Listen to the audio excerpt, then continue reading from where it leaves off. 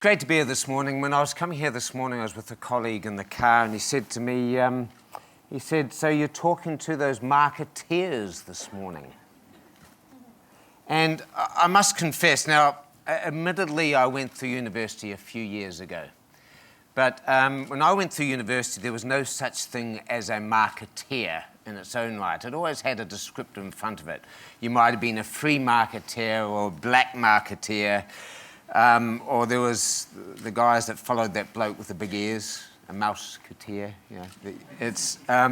But there was never a marketeer. It was always about marketing and a marketer. And I must confess, in some of the industries in the UK, I think not a lot has changed, because I think in a lot of industries in the UK, particularly in financial industries, still not a lot of what I think of as real marketing exists. Now, I could stand here today and say everything in the marketing garden is rosy, but I really don't believe that's the case, because the skills that we needed in different stages of sort of global economic development and marketing have changed, as we've just heard from Facebook. And I also believe that the skills that the UK in particular need, and I know we've got friends beaming in, particularly from Asia and Hong Kong and Singapore, and I spent 14 years in that region, so I'm a very big fan of that region. But as the UK goes through the Brexit scenario as well, the marketing skills we are going to need are different, and I think as a country maybe we've forgotten some of them. Now, and therein I guess lies the opportunity. Now, as I got introduced, he said, I do turnarounds. That's what I do. I mean, my favourite thing in the world is to take big, broken companies that are big brands and fix them and transform their business model. That's what I do. That's my passion in life. And I've been at Aviva now 4 years, and we've made some progress. But Aviva, of course, I guess Facebook has been, I think you said 12 years? Well, Aviva started on the 12th of November. So what's that, last week? 1696. 1696, that's 320 years ago. And it's actually started about half a mile from here in a little coffee shop that is now Charing Cross Station. And it started just a few years after the Big Apple. And I don't mean the thing that iPads and iPhones, that started a little bit later. I'm talking about after the apple dropped on this bloke's head. His name was Isaac Newton. He was one of our first customers, by the way. And dropped on his head, and he started to articulate some of the fundamental laws of the universe. Well, I've got to say that Aviva has been around since that time, and I think we'd forgotten some of the fundamental laws of business.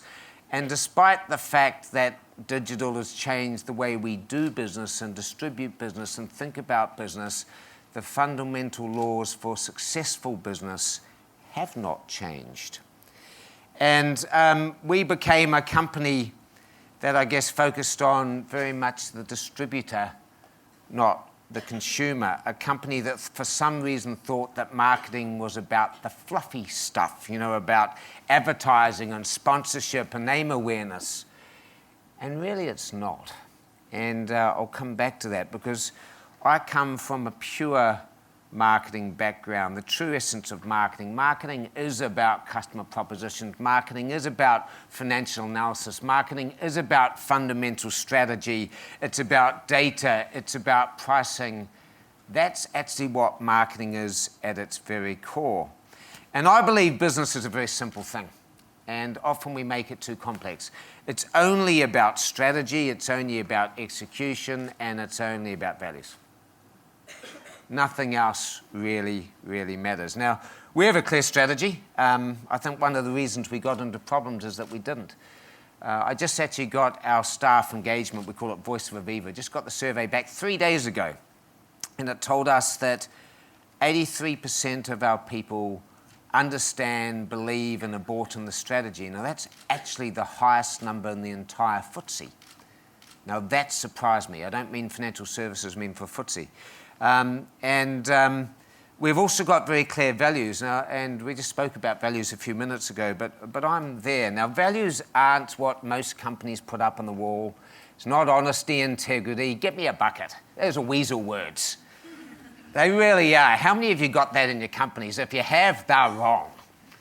Because they are hygiene factors. Of course you need honesty. Of course you need integrity. I'm not going to put them on a perspex thing in the lobby. That's not what it's about. Our values, we've only got 4, and they're the values that matter for us. And the first one of those is create legacy, or as I call it, being a good ancestor, thinking long term. And with 320 years of history, we have to do that. It's about killing complexity, because my industry is just still way too complex. It's about never rest, which means always be unsatisfied with the status quo, always be looking to improve, always be looking to disrupt. And the last one is really simple. It's about care more for customers, staff, society, economies, the communities in which we live. Just do the right thing. Not do what the regulators ask you. They often do the wrong thing. Just do the right thing. And to me, if you base your decisions on your values, you can't get into trouble. The financial, where have we got to? Well, the financial results are obviously a whole lot better. The stock price is well up. The capital's, I think we've added about 15 billion of capital in the last 4 years. The profits are up.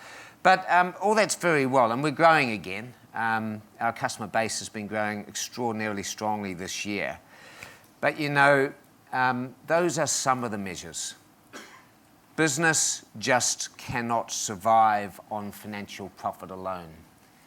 And if there's no business in the history of business that's ever survived long term with an objective of making profit, you must have a social purpose. You must have a reason for being, something that makes people's lives better. Now, some marketers, or marketeers if you wish, call that a value proposition. I think that's a little bit simplistic. So what's ours? Well, in our industry, stuff wouldn't happen. That's why I guess we've been around for so long. Stuff wouldn't happen if we didn't exist. You wouldn't be sitting in this room if it wasn't insured. You wouldn't have your house. You wouldn't be driving a car. You wouldn't be flying in a plane. You wouldn't be retiring for most of us. So we're really there as an industry to help people when bad stuff happens. We call it defy uncertainty. We help people to defy uncertainty and get on with their lives, defy uncertainty. My digital team call it hack fate, which I think is pretty cool too. Now, we've had a bit of evidence of this week. It may not surprise you to know I'm not from around these parts. I'm from exactly 18,537.2 kilometres from here. Any guesses? New Zealand. New Zealand, you're good. I've been away for a long time, but there was quite a major earthquake there this week. Probably about £3 billion worth of damage, give that sort of magnitude, and it wasn't even that big, but still big enough. Now, they will recover, and the economy's been doing pretty well, but they wouldn't recover without companies like us. So we're there for that purpose, help people define uncertainty, and that's why I guess we're still here. The things we insure might change from horses and carts years ago, or houses. Now it will be autonomous cars and so on, but the need is still there. Now, but my biggest frustration with marketers is people, I find a lot, particularly in the, Western world, and particularly in Europe, have got away from being able to articulate why they will win, what their competitive advantage is, what's important to the consumers, what's their differentiation. We've really got away from that. I call it the proposition tweet. So for every one of our products and every one of our countries, I've asked all our people for every one of their products to do a proposition tweet. And if they can't explain in 140 characters or less why they will win and what their proposition is for their customer, I'm going to kill their product. Because if you can't, why would we invest? And that's something that I think the tech companies, and particularly the companies in the Valley out of the US, have really taught us all, the simplicity of what they offer customers. I can give you something that makes us different at the moment, and I will talk about our digital proposition because, You know, unlike most industries, I think the insurance industry and the financial services industry and the fund management industry, and remember we manage, you know, a bit under £400 billion as well. These industries, I think, are in the Stone Age. We just saw Ed the astronaut. He's been circling the world in a spaceship where insurance and financial services is in the Stone Age. I think we've just invented the stone wheel when it comes to digital. But the positioning of Aviva is we are making Aviva a 320-year-old disruptor. I realized a while ago you don't have to be 12 years old to disrupt. It all depends how you disrupt. And, you know, if you go through the history of the world, and we all know the phases that mankind's been through, we had the agricultural revolution where we turned from hunter-gatherers to farmers, and that created the food chain as we know it. That is in a bit of trouble at the moment. That's another speech and another day. The second, of course, was the Industrial Revolution that scarred the world with all the soot from all the coal fires and chimneys and really caused us problems. All these revolutions do cause us problems at some stage. The third, of course, was the Services Revolution, really where a lot of the insurance industry was born. The problem with the Services Revolution is it put corporations like us at the top, and it put salespeople at the top, and the consumer somehow was forgotten about. And then the digital revolution, maybe one of the most profound of all, that finally got it right by putting the customer in control, and it seems incredible that it's taken us that long to get there.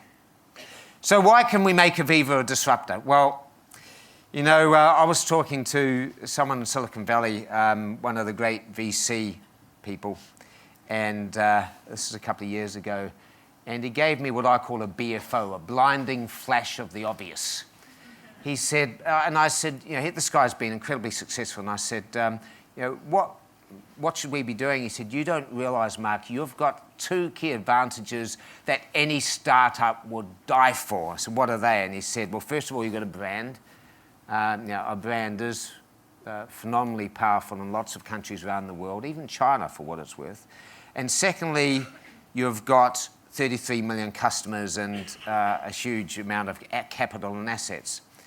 And when you take those two together, you've got something that works in digital space. And so we took that away and we said, oh, fantastic, then we can't fail.